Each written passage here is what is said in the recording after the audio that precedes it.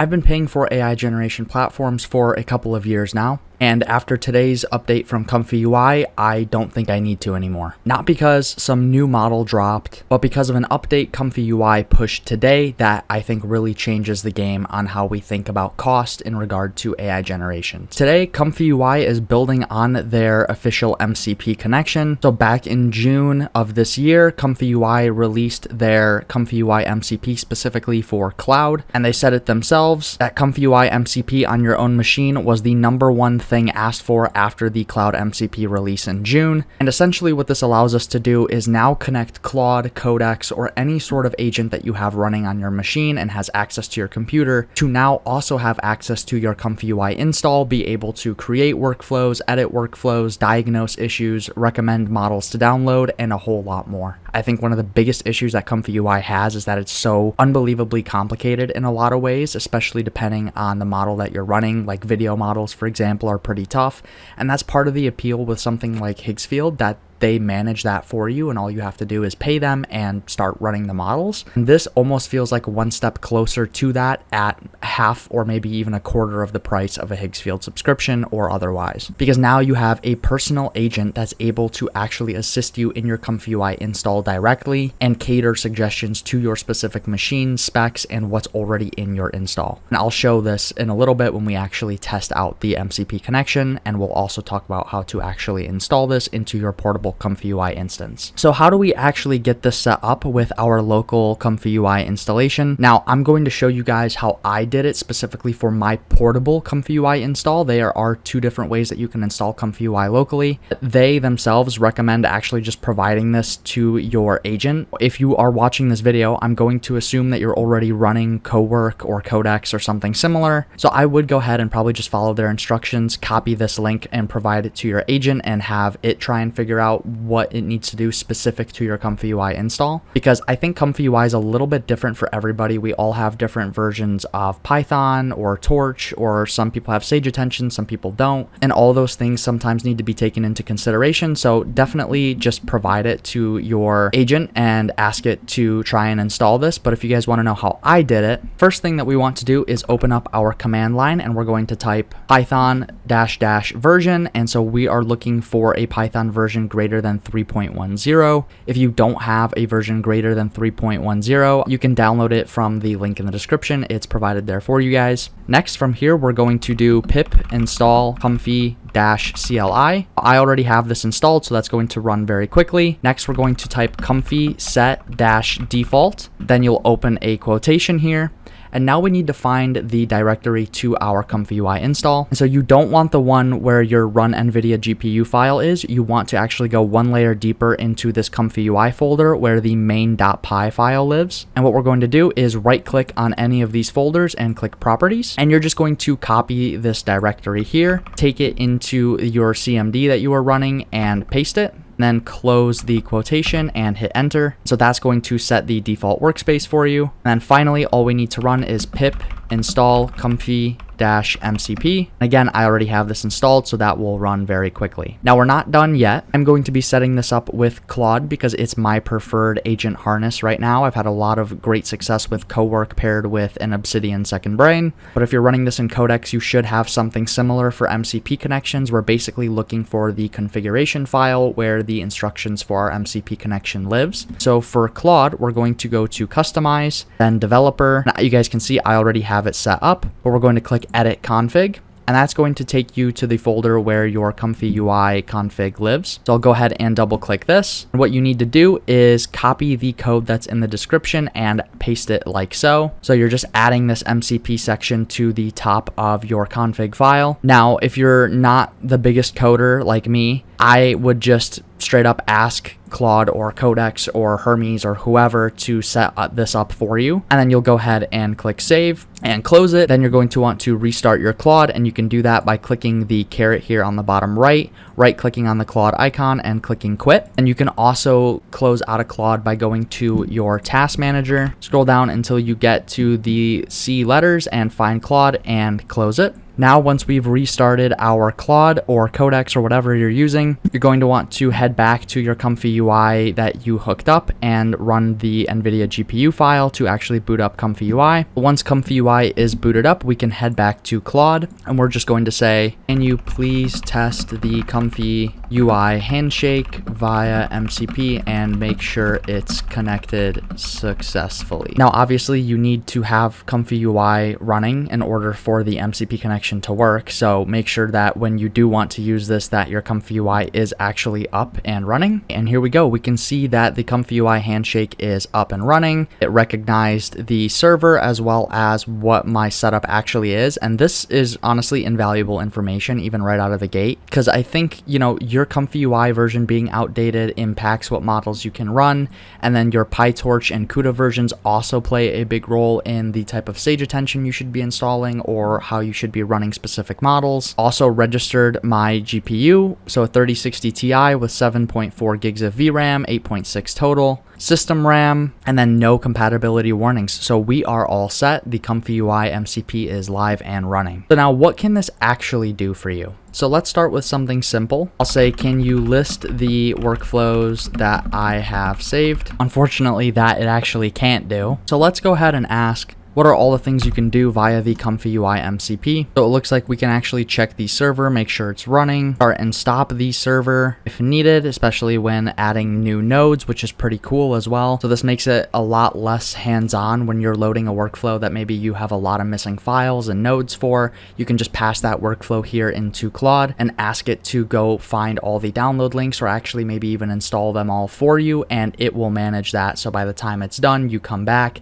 and the workflow is ready to go, ready for you to generate. You can actually do generations via workflows, which is awesome. There's also the built-in templates, which we've talked about. So it has access to all 558 of those. Again, it can work with specific workflow files or nodes and models you need to install. It can track jobs and the files from those jobs. Here's kind of the big part, the cloud authorization login. With ComfyUI, and again, we've talked about this before, you can run models like Nano Banana via the API with a pricing of credits per image. In order to run these models, you have to have a ComfyUI account, and you also have to have credits in your account, which you can add here just like any other platform. Now, the thing about this is that it's not subscription based, right? So this is really a benefit for those of us that are doing most of our generation primarily inside of ComfyUI, then branching out a little bit to Higgsfield or FreePick when we do need those gated models like Seedance, for example. If you are not finding yourself using those gated models too often, especially nowadays where we have open source models like Crea 2 or Minimax H3 or LTX 2.5, then this is a really awesome solution that now Claude also has access to. And I think this is really awesome for marketers or content creators. I happen to be both. So for me now to have this integrated with an Obsidian second brain that knows about clients that I'm working with or projects that I have going on and can actually go out, use my workflows that I've optimized by hand to be really good and maybe even exceed levels of Higgsfield or FreePick, right? And run that locally on my machine without any sort of cost overhead, that really is a massive win. And when it comes to Higgsfield essentially is using ComfyUI on the back end generally, because all Higgsfield really is an API provider that links a front end to back end that allows you to actually run models. But when you are paying for, let's say, Seedance 2.5 via Higgsfield, not only are you paying the cost to run Seedance 2.5, but you are also paying Higgsfield the upcharge for them providing it to you in a kind of nice wrapper. Well, now you don't really need that anymore because ComfyUI has their local MCP connection. You can get pretty much the same power out of ComfyUI now as you could from Higgsfield, and it's a lot simpler to access when you have a buddy here that's able to actually diagnose issues, fix errors, download models, see what works on your PC. And these are all, I think, the limiting factors that stopped people from using ComfyUI. But now when you don't even really need to touch the workflow, you can do it all through the MCP. I don't see a reason why ComfyUI should not be considered up there with platforms like Higgsfield in terms of accessibility and price. I'm going to ask, can you list all of the API nodes that you have access to? And as well, I'm clarifying on what this means, because when we come back to ComfyUI, I am actually logged in, but it sounds like it's not registering that. So we'll ask if anything needs to be done there. Maybe you guys will run into the same issue when you work on setting this up. Here's a list of all the models that you have access to via the partner nodes. You have the suite of Grok models, which are surprisingly pretty good from the testing I've done. Other big ones like Google with Nano Banana, Runway, Recraft, Pika, Minimax, Kling, Ideogram, Black Forest Labs, and you guys will notice I do have some missing because my ComfyUI is outdated, so there's actually even more than just what's listed here. As for the account authorization, as it turns out, they are in fact two different things. Looks like we need to kick off some sort of authorization flow. Right, so it has given me the link. So we're asked to confirm the permissions. I'll go ahead and click continue. And it looks like we are all set. Just confirm that the authorization went through, and I'm also confirming for you guys whether or not the balance here that you pay for is the same as the cloud, and it actually predicted it for me. How about we just test? It does not seem to know. So I'm just going to ask for a 1K Nano Banana generation and see what it gives us. All right, and here we go. We can see the image that we got back, which is honestly pretty cool. Now, if we go back to our ComfyUI and check our account to credits and see if we were billed, and we were, so it does look like they are connected. So if you already have a balance here, which if you guys have been around the channel for a long time, you already might, this will carry over with the ComfyUI cloud connection. So really awesome stuff here. Now let's try something a bit more local. So I'm just going to provide my Crea2 character LoRa workflow. I want to generate an image, but not with a character LoRa. Just want to see if the connection works and how this process goes. I'll ask to generate an image using this workflow, just looking for something selfie style. And again, you know, we've talked about AI influencers in the past, and I think that this is something that could help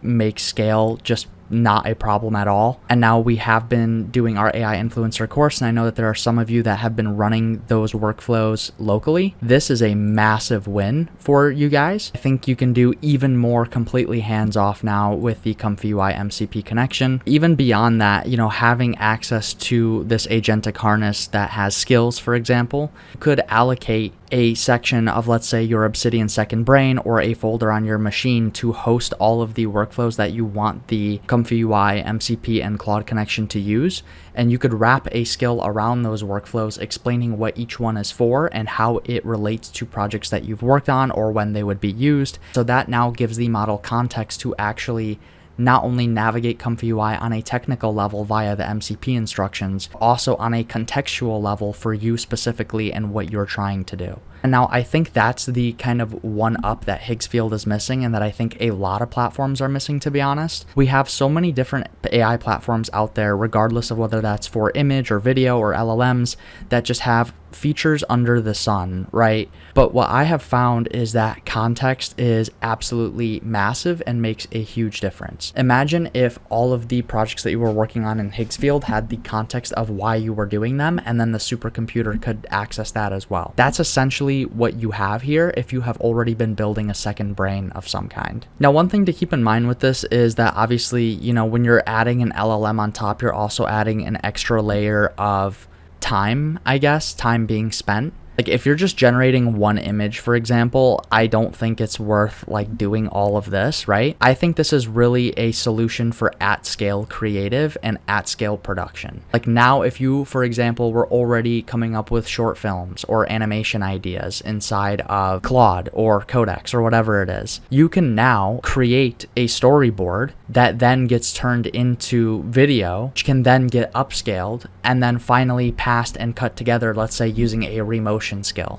Now, I wouldn't necessarily do that. I think if you're making something that creative and you're really trying to tell a story, there does need to be a level of hands-on support in producing that story. But the point is that you can, right? This is a really big deal for at-scale production of almost anything visual or anything that you can run in ComfyUI, and that includes 3D generation as well. And there we go. We can now see from the logs that the job has finished, completely hands off from us, didn't even need to touch ComfyUI. Here we go. I've got the result, and what we get is something like this, which is not the best, but that's a prompting thing. I mean, the workflow is fine, the image looks good, it's just not the best prompt. But the point is that it was able to do that itself. And again, that's where I think the real power of this is generation at scale when you're away, or just asking ComfyUI from dispatch on your phone to generate an image from, again, maybe a predefined workflow that you have saved somewhere on your machine. Beyond that, like I said, anyone who's using ComfyUI and is constantly running into errors, I would highly encourage you to install this MCP, because now you'll be able to figure out exactly what models you need to run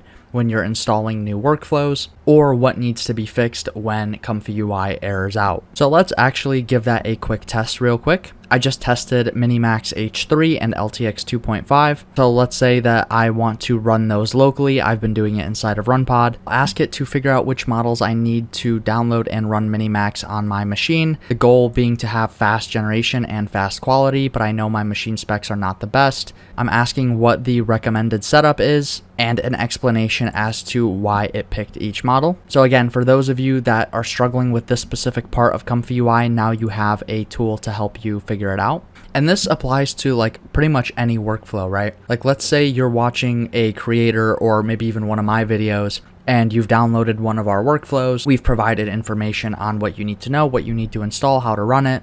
You've gone through that process and for some reason it's still not working. What you can now do is provide that workflow and the information in whatever post you got the workflow from to Claude and have it try and diagnose what the problem is instead of you spending a ton of time trying to do it yourself. Again, I would not say that that's like the best way to learn. You definitely do want to know what the errors are and what they typically mean. That will ultimately be what helps you understand the AI space and open source models within ComfyUI a lot faster. But I've been the victim of it myself sometimes, where you are just trying to solve a problem for days and can't figure it out. This is going to be a really helpful solution for that. So here is what it came back with. Whole analysis on the official models versus what the leanest models are. Discussions on GGUFs, which are quantized versions of the model, basically compacting the model to run on lower hardware. And it says why that's actually not the best path for my specific machine, because these actually come back at a higher size than some of the official models do. Then it gives a final recommendation on how to actually run this. It talks about installing Sage Attention and provides all the different sources it used down below. And now we could ask it to actually go and download all those files and do it all for us. So overall, this is a super cool addition to the ComfyUI landscape, and I think what should be considered a big blow to Higgsfield. Again, you're essentially accessing the back end of Higgsfield with this. You're basically passing over all of the front interface that they have and packaging that they've done on top and just going directly to the source, paying direct pricing. Again, if you are generally a ComfyUI creator first and an API creator second, then this should be a massive win for you, because you still do have access to the same models that Higgsfield and FreePick and all these other platforms run, but now significantly cheaper and a pay-as-you-go basis rather than a subscription. That might be better for some people. I'm not saying that this is like a complete win over Higgsfield. Not everybody should be doing this, but what I am saying is that it is now a very competitive solution for those of us that consider cost to be a big deal, and for those of us that want to keep our generations local and make the most of the hardware that we have. It's definitely a fantastic option and one that is worth considering for just about anybody running ComfyUI. That's going to do it for this video. Thank you guys for watching. If you enjoyed the content, please consider liking and subscribing. We've got a ton of different resources on our Patreon linked below, so feel free to check it out. There are both free and paid resources on there. We also have been doing our AI influencer course over the last month that you guys have been absolutely loving. So for those of you that are interested in that, consider checking out that page in the description below as well. That's it. I will see you guys in the next one.